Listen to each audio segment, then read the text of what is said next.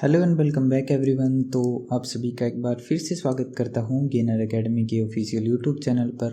तो आज हम करने वाले हैं क्लास 10th का मैथ का चैप्टर सेकंड, जिसका नाम है पोलिनोमियल्स। अगर हम हिंदी में बात करें तो इसको हम बोलते हैं बहुपद। ठीक है, तो चलिए हम इसके बारे में समझ लेते हैं कि बहुपद एक्चुअली होता क्या है। तो जो बहुपद होता है वो क्या होता है, उससे पहले एक और छोटी सी चीज़ के बारे में मैं छोटी छोटी कुछ एक चीज़ें क्लियर करना चाहूँगा आपकी, कि जो कोई भी इक्वेशन होती है, ठीक है। अब जैसे अपने सामने एक इक्वेशन लिखी हुई है, अब इस इक्वेशन के अंदर जो ये अलग अलग चीज़ें होती क्या हैं। अब जैसे अगर कोई भी नंबर लिखा हुआ है, ठीक है, किसी भी इक्वेशन के अंदर अगर कोई भी नंबर लिखा हुआ है तो हम उसको बोलते हैं कोफिशिएंट। ठीक है, हिंदी के अंदर हम उसको व्यंजक बोलते हैं। दूसरी चीज़, अगर किसी भी इक्वेशन के अंदर ये, जैसे एग्जांपल ले रहा हूँ, X Y Z A B L M X Y, ये सारी जितने भी चीज़ें होते हैं, इनको हम बोलते हैं वेरिएबल्स। जैसे यहाँ पे एक्स लिखा हुआ है, यहाँ पे एक्स लिखा हुआ है, तो ये दोनों चीज़ क्या है, यहाँ पे वेरिएबल हैं। वेरिएबल से आप अंदाज़ा लगा सकते हैं, वेरिएबल जो जिनकी वैल्यू जो है वो कुछ समय के बाद हर एक इक्वेशन के साथ, हर एक कैलकुलेशन के साथ में चेंज होती है, यानी वेरी करती है, तो इसको हम टर्म यूज़ करते हैं वेरिएबल। हिंदी के अंदर हम इसको बोलते हैं चर। ठीक है, और इन दोनों को मिला के, या फिर अगर कोई भी अकेला नंबर किसी भी इक्वेशन के अंदर लिखा हुआ है तो उस चीज़ को हम, उस पूरे ही पार्ट को हम बोलते हैं कोई भी टर्म। ठीक है, और यही जो टर्म्स हैं, यही टर्म्स को हम बोलते हैं पोलिनोमियल। पोलिनोमियल मतलब जो टर्म्स हैं उसको बोलते हैं पद हिंदी के अंदर, और हिंदी में इसको देखें तो बहुपद। बहु मतलब बहुत सारे, पद मतलब ये टर्म्स। ठीक है, कई सारी जो टर्म्स हैं उनके जो कॉम्बिनेशन से जो इक्वेशन बनती है उनको बोलते हैं पोलिनोमियल्स। ठीक है, अब देख लेते हैं, जैसे ये एक्स के ऊपर स्क्वायर लगा हुआ है, यहाँ पे देखो स्क्वायर लगा हुआ है, तो इसके लिए जो हम टर्म यूज़ करते हैं वो यूज़ करते हैं पावर या फिर डिग्री। अब इनके बीच में थोड़ा सा डिफरेंस मैं आपको क्लियर कर दूं। जो पावर होती है ना, वो किसी एक टर्म की पावर देखी जाती है, यानी कि एक वेरिएबल की पावर देखी जाती है कि वो कितनी पावर है, जिसको हम हिंदी में घात बोलते हैं। ठीक है, और डिग्री जो होती है, डिग्री क्या होती है, इस पूरी इक्वेशन के अंदर जो मैक्सिमम जो पावर है वो कितनी है, उसको हम क्या बोलेंगे, डिग्री। ठीक है, और ये रहेगी आपकी पूरी एक पोलिनोमियल इक्वेशन। ठीक है, कुछ इस हिसाब से इसको लिखा जाता है। तो आई होप आपको ये सब चीज़ें अच्छे से क्लियर होगी। अगर ये सब चीज़ें अच्छे से क्लियर है तो आपको चैप्टर 3 में भी आगे कोई दिक्कत नहीं आने वाली, और काफ़ी सारी चीज़ों के अंदर आपको इससे हेल्प मिलेगी, इस वाली चीज़ से, अगर ये चीज़ आपकी क्लियर है तो। उसके बाद नेक्स्ट देखते हैं कि जो पोलिनोमियल्स होते हैं, जो अभी हमने पोलिनोमियल पढ़े हैं, वो पोलिनोमियल होते कितने टाइप के हैं। जो पोलिनोमियल है, अगर हमारे पास एक ही टर्म दी हुई है, जैसे मैंने अभी आपको बताया ना कि टर्म्स, नंबर ऑफ टर्म्स अगर ज़्यादा हैं, तो जो अगर एक ही टर्म दी हुई है तो यहाँ पे आता है मोनोमियल। ठीक है, एक पद। ठीक है, अगर यहाँ पे अपने को दो टर्म्स दिए हैं, जैसे एक टर्म ये होगी, एक टर्म ये होगी, यानी कि एक पद ये है, एक पद ये है, तो इसको बोलते हैं द्विपद या फिर बाइनोमियल। अगर अपने को तीन टर्म्स दी हुई हैं, नंबर ऑफ टर्म्स अगर तीन है, तो उसको बोलते हैं ट्राइनोमियल या फिर त्रिपद। ये तो बहुत ही छोटा सा, बिल्कुल बेसिक सा कंसेप्ट था, आपको क्लियर हो गया होगा। ठीक है, अब उसके बाद में देख लेते हैं कि इसकी पावर के, और या फिर हम इसकी घात के हिसाब से देखें तो इनको कितने पार्ट्स के अंदर डिवाइड किया गया है। हम बेसिकली पढ़ेंगे तीन का ही। ठीक है, तो अगर किसी भी पद के ऊपर या किसी भी टर्म के ऊपर पावर अगर 1 है, ठीक है, अगर पावर 1 है तो उसको बोलते हैं लीनियर इक्वेशन। अगर किसी भी इक्वेशन के अंदर जो मैक्सिमम पावर है अगर वो 1 है तो उसको लीनियर इक्वेशन बोलते हैं, या रैखिक समीकरण बोलते हैं हिंदी के अंदर। ठीक है, अगर किसी भी टर्म के अंदर मैक्सिमम जो पावर है, ठीक है, मैक्सिमम जो डिग्री है, पावर नहीं सॉरी डिग्री है, अगर जो मैक्सिमम डिग्री है वो 2 है तो उसको हम बोलते हैं क्वाड्रेटिक इक्वेशन या फिर द्विघात समीकरण। ठीक है, अगर किसी के ऊपर 3 है, यानी कि जो डिग्री है पूरी इक्वेशन की, जो मैक्सिमम डिग्री है, अब देखो यहाँ पे पावर 1 है लेकिन मैक्सिमम जो है वो 3 है, तो जो अगर मैक्सिमम जो डिग्री हम देखते हैं उसको हम डिग्री बोलते हैं। अब वो अगर 3 है तो उसको बोलते हैं क्यूबिक या फिर घन। ठीक है, ये भी बहुत ही बेसिक सी बात थी, आपको समझ में आ गई होगी। उसके बाद में हम छोटा सा कंसेप्ट है एक जीरोज़ का। जीरोज़ होते क्या हैं इसको अच्छे से समझेंगे। ठीक है, इसको हिंदी के अंदर बोलते हैं शून्यंक या फिर शून्यंक भी बोल देते हैं। ठीक है, अब पोलिनोमियल्स के अंदर जीरोज़ क्या होते हैं, जीरोज अगर हम बिल्कुल सिंपल लैंग्वेज के अंदर बात करें तो जो जीरोज होते हैं या फिर शून्यांक जो होते हैं एक ऐसा नंबर होता है, अपना जो वेरिएबल होता है X Y Z A N M L जितने भी ये वेरिएबल्स होते हैं, इनकी वो वैल्यू होती है पूरी इक्वेशन के अंदर जिस वैल्यू को पुट करने के बाद पूरी इक्वेशन की जो वैल्यू है वो जीरो के बराबर आ जाए। फॉर एग्जाम्पल अगर मैं इस इक्वेशन को सोल्व करता हूँ तो यहाँ पे x की वैल्यू 1 आती है, ठीक है। अगर मैंने इस इक्वेशन को सोल्व किया, जैसे यहाँ पे इक्वेशन के इस तरफ वाली जो वैल्यूज हैं ये वाली चीज़, इसको मैं x इधर रख लेता हूँ, बाकी सारी चीज़ उधर ले जाता हूँ। ये -2 है, अगर मैं इसको दूसरी तरफ लेके जाता हूँ तो +2 हो जाता है। जैसे मैं यहाँ पे करके दिखाता हूँ 2x - 2 = 0। अगर मैं इस 2 को यहाँ से उठा के दूसरी तरफ लेके जाता हूँ तो ये हो जाता है 2, यहाँ पे बचा 2x। अब मैं इस 2 को अगर मैं दूसरी तरफ लेके जाता हूँ तो यहाँ पे मल्टीप्लाई में था, नीचे जाके डिवाइड में हो गया, ठीक है। यहाँ से अब हटा देते हैं इसको। अगर मैं इसको काटता हूँ तो हमारे पास जो वैल्यू आती है वो कितनी आती है, x की वैल्यू 1 आती है। अब ये x की ऐसी वैल्यू है जिसको अगर मैं इस इक्वेशन के अंदर दोबारा से पुट करूँगा ना तो ये 0 के इक्वल हो जाएगी। अगर देखो हम पुट करके देखते हैं इसको, ठीक है। जैसे अब यहाँ पे हमने पुट किया, जैसे यहाँ पे x था, यहाँ हमने वैल्यू 1 पुट कर दी। अब जब हमने इसकी वैल्यू पुट कर दी तो इसके साथ मल्टीप्लाई करेंगे 2 आएगा। अब मैंने यहाँ पे माइनस, बीच में माइनस है तो माइनस का निशान सेम, फिर माइनस के 2 है, फिर 0, ठीक है। 2 में से 2 गया, कितना बचेगा अपने पास में, 1 ही तो बचेगा, नहीं 2 में से 2 गया, 0 ही बचेगा, ठीक है, सॉरी 0 बचेगा। और यहाँ पे भी क्या आ गया, 0, यानी कि ये जो इक्वेशन है ये 0 के इक्वल होगी। तो जो x की वैल्यू जो 1 है वो किसके इक्वल हो जाती है, 0 के इक्वल हो जाती है इक्वेशन के अंदर पुट करने पे। उसी को हम जो है पूरी पोलिनोमियल का जीरोज बोलते हैं, ठीक है। उसी वैल्यू को हम बोलते हैं जीरोज। आई होप ये भी आपको अच्छे से क्लियर हो गई होगी। उसके बाद में हम ज्योमेट्रिक रिलेशन देख लेते हैं या ज्योमेट्रिक मीनिंग समझ लेते हैं कि क्या होता है जीरोज का। जीरोज का जो ज्योमेट्रिक मीनिंग होता है वो ये होता है कि अगर कोई भी लाइन आपको ग्राफ दिया हुआ मिलेगा, उसके अंदर आपको बताना है कि इसके अंदर कितनी जीरोज हैं, इसके कितने जीरोज हैं, ठीक है। अब जो भी लाइन जितनी भी बार x वाली x एक्सिस को टच करेगी उतने जीरोज हैं।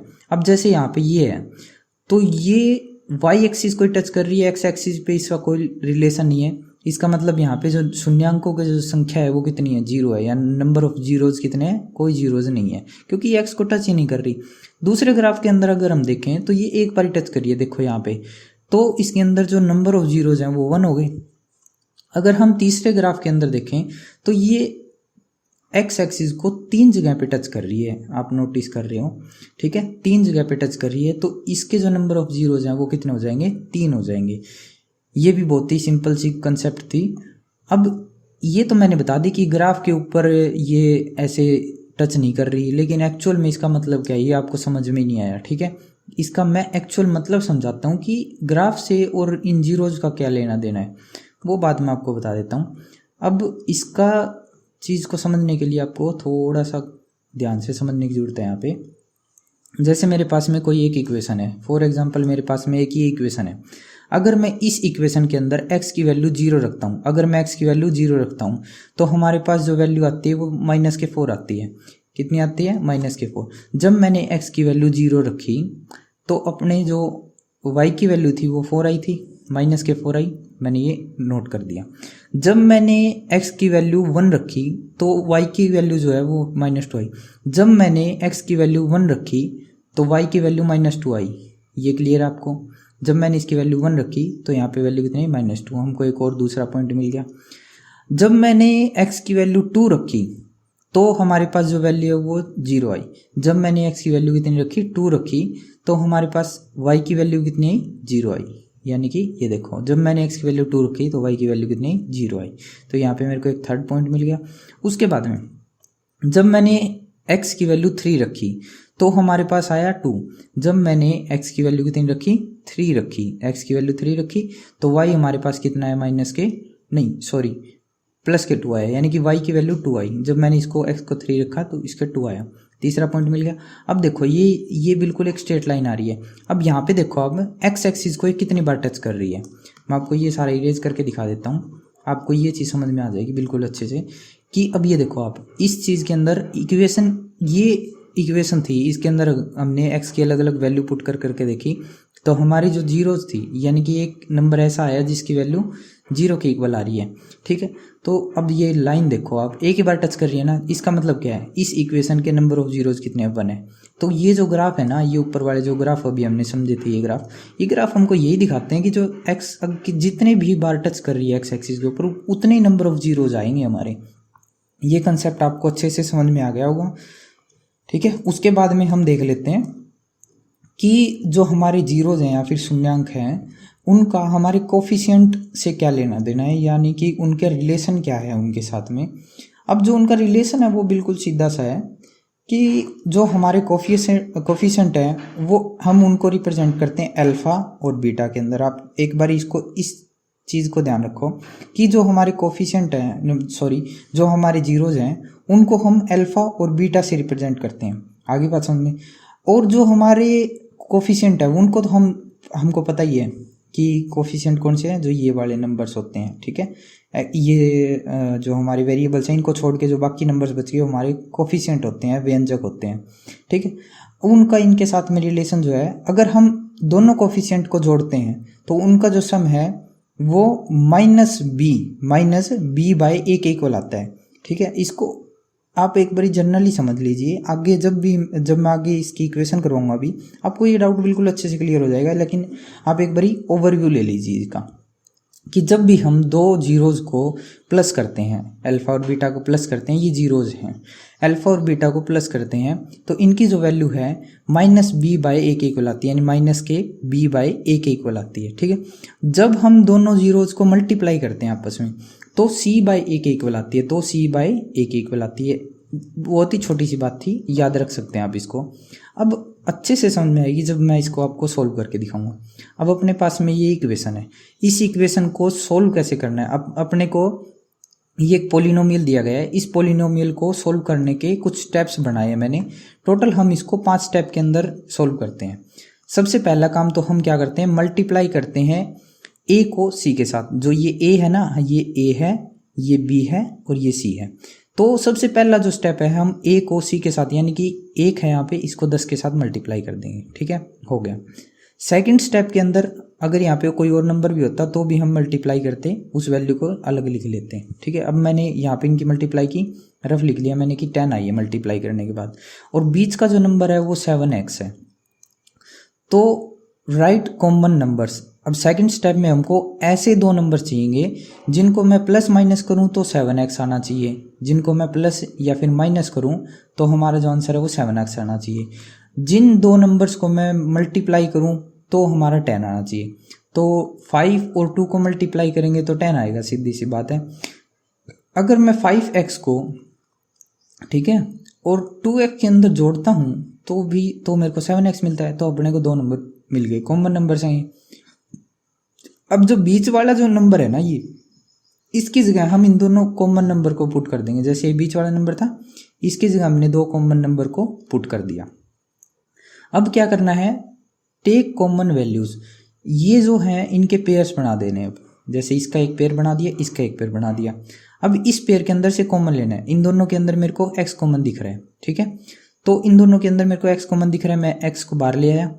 अब मेरे को यहाँ पे अगर मैं 2x में से एक x को बाहर ले आया तो एक x बचा, यहाँ पे x में बाहर ले गया तो यहाँ पे 2 बचा। इतनी बात क्लियर आपको। अब ये फर्स्ट वाले पार्ट से ये मिली। दूसरी वाले से हमको क्या मिलता है, इन दोनों में से मैं अगर कॉमन निकालूं तो 10 और 5 में 5x में कॉमन क्या निकल रहा है, 5 कॉमन निकल रहा है, क्योंकि 10 को अगर मल्टीप्लाई करेंगे 5 2 जा 10 होते हैं, तो 5 कॉमन निकल रहा है। तो 5 इसमें 5 इसमें, 5 कॉमन आ गया। x यहाँ पे एज इट इज प्लस, अब यहाँ पे 2 बचा, क्योंकि हमने इसके दो वो बनाए थे ना, पार्ट बना दिए थे, इसके दो फैक्टर्स बना दिए थे। तो हमने 5 तो बाहर ले गए थे कॉमन, अब यहाँ पे 2 बचा तो 2 हमने लिख लिए। ये हमको दूसरी इक्वेशन से मिल गया। अब हमको पेयर्स बनाने हैं, take common pairs. Common pairs मतलब इसको हमने एक पेयर बना दिया। इसको थोड़ा सा मैं यहाँ पे इरेज करके लिख देता हूँ, अच्छे समझ में आ जाएगा आपको। मैंने क्या किया यहाँ पे, अब मैंने इसका और इसका एक पेयर बना दिया। ये देखो यहाँ पे, सॉरी, ये देखो यहाँ पे एक पेयर बना दिया, और इसका मैंने एक पेयर बना के यहाँ लिख दिया, x+2 इज इक्वल 0 और x+5 इज इक्वल 0। इसको जब सोल्व किया तो मेरे पास आया x की वैल्यू -2। जब मैंने इसको सोल्व किया तो x की वैल्यू आई -5। ये वाले मैंने मान लिया अल्फा, ये मैंने मान लिया बीटा। अब आपको समझ में आ गया हो कि अल्फ़ा बीटा का चक्कर क्या था, लॉजिक क्या था। अल्फ़ा बीटा यहाँ से आए हैं। जब हम इक्वेशन को सोल्व करते हैं तब हमारा क्या आता है, अल्फ़ा और बीटा की वैल्यू आती है। इसी चीज़ को मैं एक बार दोबारा से रिपीट कर देता हूँ, ठीक है। एक इक्वेशन को वैसे ही लेके आ परख के देखो। सबसे पहला काम हमको ये करना है कि इस इक्वेशन को इस नंबर के साथ में मल्टीप्लाई करना है। हमने मल्टीप्लाई किया, 10 आया। अब जो बीच का नंबर है उसको भी लिख लेंगे, ठीक है। अब क्या करेंगे, इस नंबर के ऐसे फैक्टर्स ढूंढने हैं जो इसको मल्टीप्लाई करें तो 10 आना चाहिए, या अब इन नंबर को हम ऐसे अरेंज करेंगे कि जब प्लस या माइनस करें तो 7x आना चाहिए। 5x में अगर मैं 2x जोड़ दूं तो हमारा 7x बनेगा, सीधी सी बात है। अब मैं इसी चीज़ को इसकी जगह रिप्लेस करके लिख दूंगा, 1x² प्लस में 2x प्लस में 5x प्लस में 10 इज इक्वल 0 लिख दिया। अब मैंने अगले स्टेप में क्या किया कि इसमें से और इसमें से कॉमन निकाला। यहाँ पे मेरे को x कॉमन दिख रहा है, x निकाल लिया। यहाँ पे क्या बचा, x बचा, प्लस में यहाँ पे क्या बचा, 2 बचा, ठीक है। फिर प्लस का सिंबल है तो प्लस का प्लस लगा दिया। फिर यहाँ पे इन दोनों में से कॉमन क्या निकाला, अगर मैं 10 के 2 फैक्टर बनाऊंगा 5 और 2 बनते हैं। 5 यहाँ पे भी और 5 यहाँ पे भी, तो 5 को कॉमन निकाल लिया। यहाँ पे बचा x प्लस में यहाँ पे बचा 2, ठीक है, इज इक्वल 0। आगे बात समझ में। अब हमने इसको और इसको जोड़ के एक पेयर में लिख दिया, x प्लस 5 इज इक्वल 0। दूसरे पेयर में हमने क्या लिखा, इस इक्वेशन को और इस इक्वेशन को जोड़ के एक और पेयर बना दिया, x plus 2 is equal 0। Same आनी चाहिए, अगर आपकी सेम नहीं आ रही है तो आप कैलकुलेशन में कहीं ना कहीं मिस्टेक कर रहे हो, ठीक है। यहाँ पे ये आपकी सेम आनी चाहिए। जब मैंने इसको सोल्व किया तो x की वैल्यू आई मेरे पास -2। जब मैंने इसको सोल्व किया तो x की वैल्यू आई -5, ठीक है। अब जो ये है इसको मैंने अल्फा मान लिया, इसको मैंने मान लिया बीटा। ये है अपने जीरोज। अब जीरोज निकालने तो आपको आ गए, शून्यांक आपको निकालने आ गए, ठीक है। अब इनका रिलेशन जो हमने पीछे पढ़ा था, जो आपके बाउंस गया था, ये वाली चीज़, ठीक है, रिलेशन। इसी चीज़ को वेरिफिकेशन के लिए यूज़ करते हैं कि जो हमने जो कैलकुलेशन की है ना, ये वाली कैलकुलेशन, ये ठीक है या गलत है। इस चीज़ को समझने के लिए हम इसकी वेरिफिकेशन करते हैं। तो वेरिफिकेशन का बहुत ही सिंपल सा लॉजिक है। लॉजिक ये बोलता है कि जो अपनी इक्वेशन है, मैंने बताया था कि अल्फ़ा और बीटा को जब मैं ऐड करूँगा, यानी कि अल्फ़ा और बीटा, अल्फ़ा क्या आया था अपना -2 आया था और बीटा क्या आया था अपना -5 आए थे। जब मैं इन दोनों का प्लस करूँगा तो ये किसके इक्वल आने चाहिए, -b/a। यहाँ पे b ये है तो माइनस का निशान लगाऊंगा क्योंकि फॉर्मूला के अंदर माइनस है। तो b है यहाँ पे 7 और a जो है अपना वो है 1। जब मैंने इसको किया तो यहाँ पे अपना है -7 और यहाँ पे देखो -7, तो ये दोनों तरफ सेम आ रहा है, इसका मतलब ये ठीक है। दूसरी चीज़, एक से हम कंफर्म नहीं करेंगे, हमको इसको प्लस भी करके देखना पड़ेगा। ये तो हमने मल्टीप्लाई किया, जो जीरोज थे उनकी मल्टीप्लाई वाला फॉर्मूला लगाया था, अब उनको नहीं, सॉरी, हमने प्लस करके देखा था, अब मल्टीप्लाई वाला और करके देखेंगे। मल्टीप्लाई वाले के अंदर क्या करेंगे, जब हम -2 की मल्टीप्लाई करेंगे किसके साथ, -5 के साथ में, तो ये किसके इक्वल होगा, c/a के। c अपने पास कितना है, 10 है और a कितना है, 1 है। तो यहाँ पे जब मैं इसको मल्टीप्लाई करूँगा तो 5 2 = 10 और माइनस प्लस हो जाएगा और यहाँ पे कितना बचा, 10। तो ये देखो यहाँ पे ये भी, जब मैंने इसको वेरीफाई किया तब भी हमारा दोनों तरफ सेम आ रहा था, राइट हैंड साइड और लेफ्ट हैंड साइड। जब मैंने इसको मल्टीप्लाई वाले में अप्लाई करके देखा तब भी हमारा लेफ्ट हैंड साइड और राइट हैंड साइड इक्वल आ रहा था, ठीक है। तो इसका मतलब ये है कि जो भी हमने ऊपर कैलकुलेशन करी है, जो ये चीज़ हमने की है, ठीक है, इस चीज़ के अंदर कोई भी मिस्टेक नहीं है। तो ऐसे ऐसे सवाल, जो ये जो मैं बेसिक वीडियोस बना रहा हूँ ना, हर एक लेक्चर की, हर एक चैप्टर की, तो ये बेसिक वीडियो के बेस के ऊपर आप पूरा का पूरा चैप्टर कर सकते हैं। अब जैसे कोई भी चैप्टर के अंदर कोई ऐसा क्वेश्चन है जो आपको इनसे नहीं हो पा रहा है या थोड़ा सा अलग है, उनकी मैं एक अलग वीडियो बनाऊंगा। सारे क्वेश्चन हम नहीं करेंगे, उनकी मैं सेपरेट वीडियो बना दूंगा, ठीक है। लेकिन आप इनके प्रिपेयर करें नोट्स अच्छे से, बहुत ही सुंदर सुंदर। बाकी मैं आपके साथ में जो पीडीएफ है एंड रिटर्न मैंने जो खुद नोट्स बनाए हैं वो आपको मैं शेयर कर दूंगा, ठीक है। वेबसाइट पे मिल जाएंगे और आप हमारा टेलीग्राम चैनल भी ज्वाइन कर सकते हैं।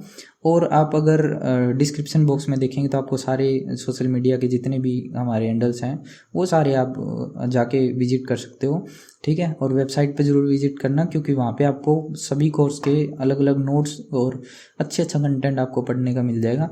और चैनल को सब्सक्राइब करना तो बिल्कुल भी नहीं भूलना, जो आपके सर्कल है उसके अंदर आपको शेयर करना है। थैंक यू, मिलते हैं हम नेक्स्ट वीडियो के अंदर। Thank you very much everyone.